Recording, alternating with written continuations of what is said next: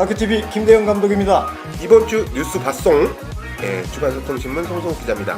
구독과 좋아요는 기본입니다. 지난달 29일은 지방자치의 날입니다. 지방자치 실시 이후 28년을 지났습니다.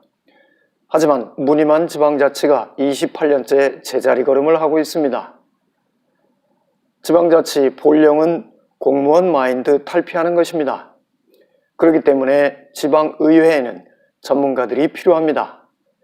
왜냐하면 지방의회는 선출된 시장 군수의 전횡과 공무원들의 일탈을 막기 위해 필요한 것입니다.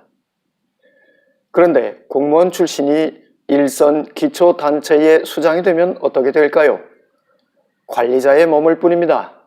수많은 현안들이 정체됩니다. 해법은 제시되지 못하고 순간을 모면하려는 임기응변이 난무하게 됩니다. 공을 자기 덕으로 돌리고 그 거짓말을 감추기 위해 공조직을 폐쇄적으로 운영하게 됩니다. 그러한 조직을 앞세워 문제를 삼는 시민들을 적대시합니다. 공연히 트집을 잡아 흠집을 내는 불순한 시민들로 매도합니다. 문제를 지적하는 의원도 자치단체의 수장을 공격하는 적으로 간주합니다. 이는 집행부 공무원들이 대의기관을 존중하지 않게 만듭니다. 의원들이 집행부의 사무처리 가운데 그릇된 관행이나 편법을 개선하라고 요구해도 잘 이행하지 않는 이유입니다. 영 개선되지 않는 것도 수두룩합니다. 특히 자치단체의 수장이 고위직 공무원일 경우에는 내가 해봐서 안다는 함정에 빠지기 쉽습니다. 현장에 있는 공무원들이 주눅듭니다. 갈수록 직언하는 공무원들이 줄어들고 미운 털이 박힐까 공조직은 침묵 속에 빠져듭니다. 이런 조직이 발전할 턱이 있겠습니까?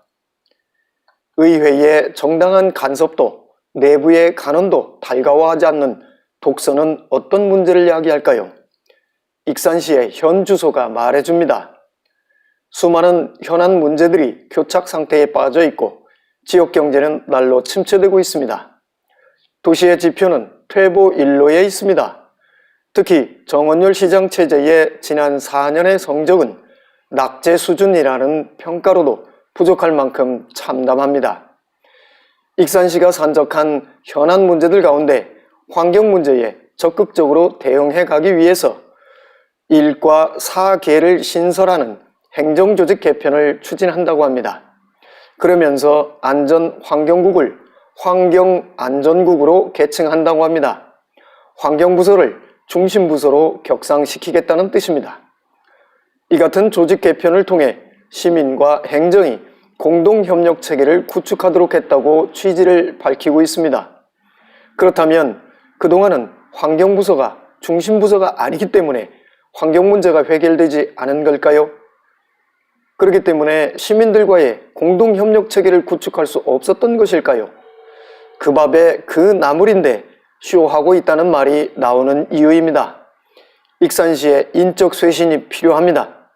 그러나 시장부터 공무원 마인드에서 벗어나지 못하고 있는데 무엇을 기대할 수 있겠습니까?